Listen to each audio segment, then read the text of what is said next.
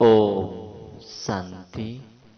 आज 30 अगस्त 2021।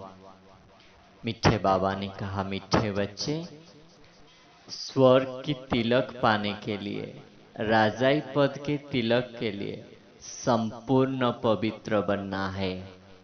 तुम्हें अभी रूहानी कारोबार ही करना है। आत्मा को निर्विकारी बनाना है। तुम्हें तो बहुत खुशी होना चाहिए, क्योंकि खेबे या बाप मिल गया है ना। अपने शांत स्वधर्म में रहना है। सबको शांति धाम की याद दिलानी है। योग द्वारा कर्म बंधन का हिसाब किताब चुक्त करना है। हिम्मतवान बच्चे तुम हो, क्योंकि तुम्हें माया की भी नॉलेज है। सेवाओं में सफलता प्राप्त करने के लिए निर्माण चित्त की विशेषता को अपने में धारण करो। तो बाबा ने कहा, मीठे बच्चे, तुम्हें अभी रूहानी कारोबार करनी है। रूह समझकर हर कर्म करो। तो बाबा ने कहा, ये जो दुनिया देख रहे हो, ये देह अभिमान की दुनिया है, उतरती कला की दुनिया है। सत्युग में ऐसे नहीं होते। सत्युग तो देही अभिमानी की दुनिया है। तुमको वहां चलना है। तो अब अपने को आत्मा निश्चय करो। मैं आत्मा इस शरीर रूपी चोला धारण कर पाठ बजा रहा हूं। मैं एक्टर्स हूं। ऐसे अपने को आत्मा समझकर कर्म करने से आत्मा निर्विकारी बन जाती है। आत्मा को जो भी पाठ मिला हुआ है वो कभी घिसता नहीं है, चलता ही रहता है। अभी तुम फिर से मनुष्य से देवता बन रहे हो ना। फिर 84 जन्म लेंगे। तुम्हारा पाठ चलता ही रहता है, कभी बंद नहीं होता। मनुष्य को देखो आज कितना अशांति है। तुम असुल में शांति धाम में रहने वाले हो। तुम्हारा स्वधर्म ही शांत है।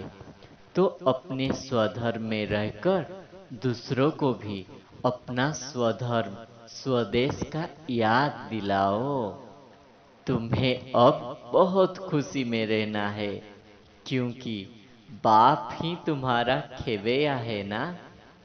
गाते भी थे, नया मेरी पान लगाओ, तो वो खेवैया फिर से आया है।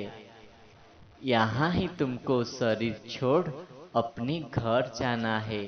तो बाप तुम आत्माओं को घर ले जाते हैं, फिर सुख धाम में भेज देते हैं।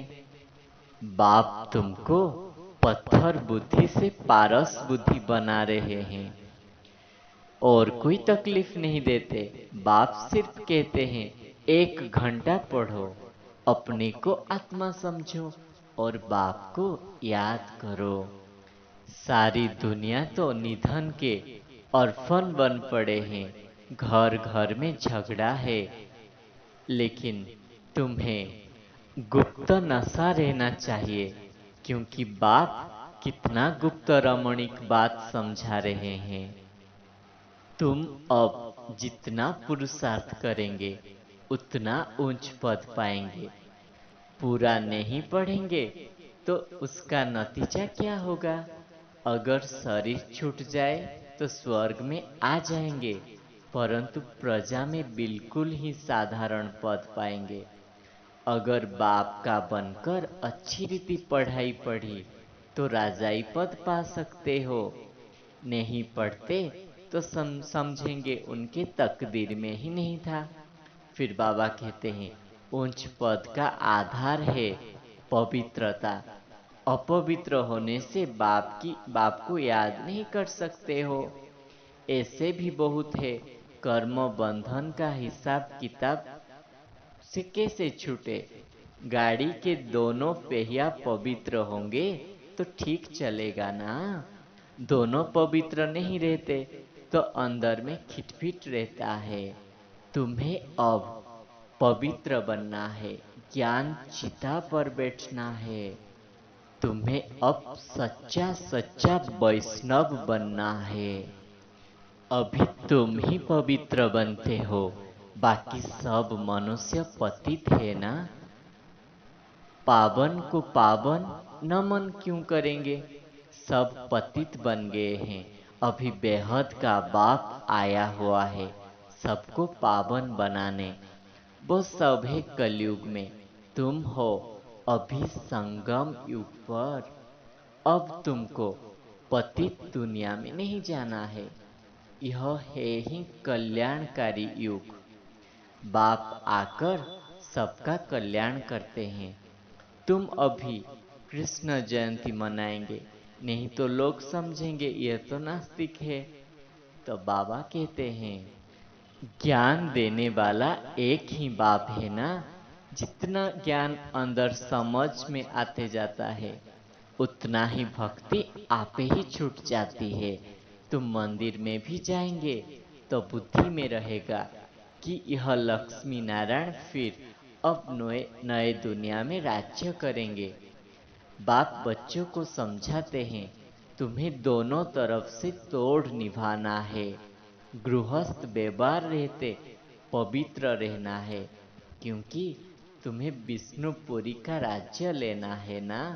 तो बाप की श्रीमत है, पूरा पूरा पवित्र बनो। फिर अंत में सब खेल पता चलेगा। पिछाड़ी में सब कुछ साक्षात्कार होगा। कौन कौन किस पद को पाएंगे यह तुम जानते हो। बाप बेट यह राज को समझाते हैं।